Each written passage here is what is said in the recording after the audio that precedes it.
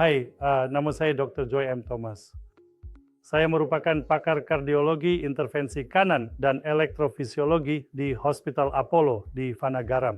Hari ini saya ingin berbicara dengan Anda tentang kegagalan jantung. Seperti yang Anda semua mungkin sudah maklum, India adalah sebuah negara yang mempunyai bilangan pesakit diabetes dan hipertensi yang paling tinggi. Dan semua ini boleh menyebabkan serangan jantung, dan serangan jantung ini boleh membawa pesakit ke dalam situasi kegagalan jantung di mana fungsi pam jantung menjadi lemah.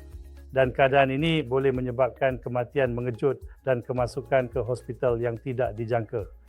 Terdapat cara untuk mencegah perkara ini, dan cara terbaik adalah dengan memberi perhatian kepada simptom-simptom mudah seperti sakit dada dan masalah pernafasan, serta mengambil tindakan terhadapnya pada masa yang sesuai supaya kita boleh melakukan angiogram dan seterusnya menjalankan prosedur yang diperlukan, sama ada angioplasti atau pembedahan pintasan jantung. Jadi jika anda mencegah serangan jantung, anda juga mencegah diri anda daripada mengalami kegagalan jantung, dan ini mungkin sangat berharga untuk anda. Kami kini mempunyai banyak rawatan untuk pesakit kegagalan jantung.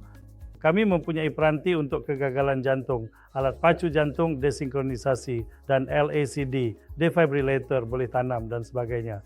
Cara terbaik adalah dengan mencegah penyakit-penyakit seperti ini dan memastikan kita sihat serta mempunyai jantung yang sihat. Dan untuk tujuan ini, kami di Apollo Vanagaram akan memimpin dengan menyediakan pemeriksaan jantung Apollo. Dan ini boleh memberi manfaat kepada anda serta dapat mencegah anda daripada mengalami situasi kegagalan jantung.